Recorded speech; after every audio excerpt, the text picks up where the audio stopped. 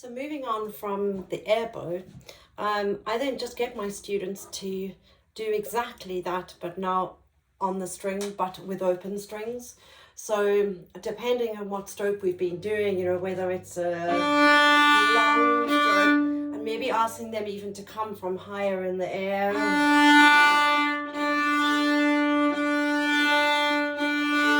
And to keep, I'll just talk them through just things to notice and be aware of.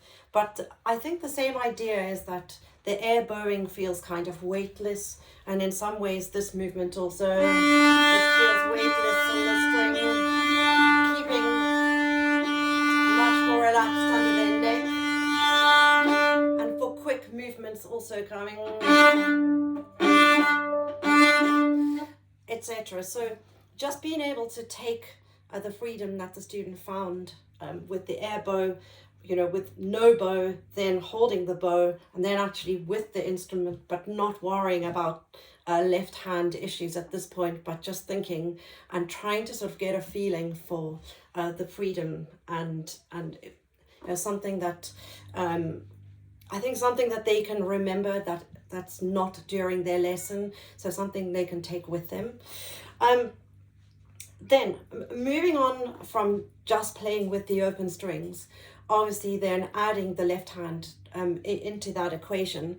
But I think more because so many people have really inherent problems throughout their bow arm, and very often it is connected with tension in the left side initially. So it's just to have a checklist of things that they're always looking at. I often recommend that students don't hold the side of the instrument, and that they have a lot more freedom with the level of the instrument. So even if they do use a shoulder rest, not to have one that is too kind of tightly packed into the kind of cavity here, but that there is always space, and that the instrument itself is able to be quite mobile. I often get my students to practice down bows, feeling down with some flexibility, and up, lifting,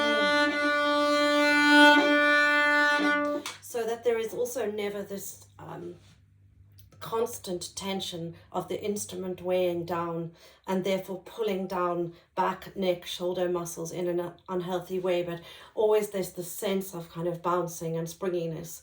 There's downward, but then there's always upward. So this constant kind of change of force. I think the other thing that really helps with the free sound is to be able to not only push weight down, but bring the instrument up to meet that energy, and it seems to have a really kind of alive and vital sound to it. And also the energy of the student is really different from just being